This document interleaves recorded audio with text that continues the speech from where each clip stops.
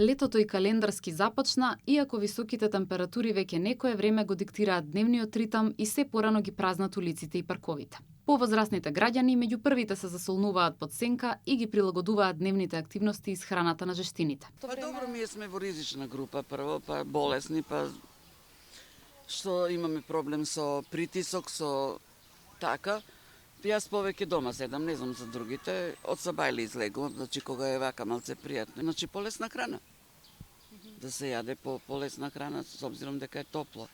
Да се избегава тешка храна, не знам. Сега за другите, јас сум од секогаш била таква и многу течности пием тоа и се жалам, викам, од сабајле литар вода сум испила. Од сабајле излегувам малце порано, пошто е поландичко, така, со точекот со бицикл.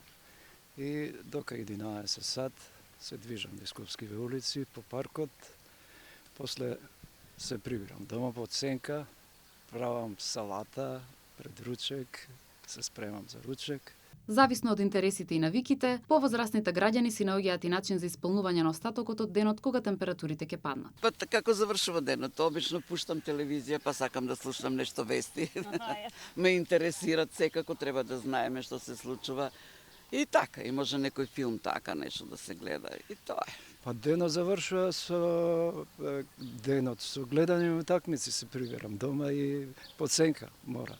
Од летото не може да се избега, но може полесно да се поднесе. Доволен внес на течности, избегнување на сончевите зраци во најжешкиот период од денот и организирање на обврските според временската прогноза ќе им ги олеснат најтоплите денови на сите, а особено на пензионерите и останатите ризични групи.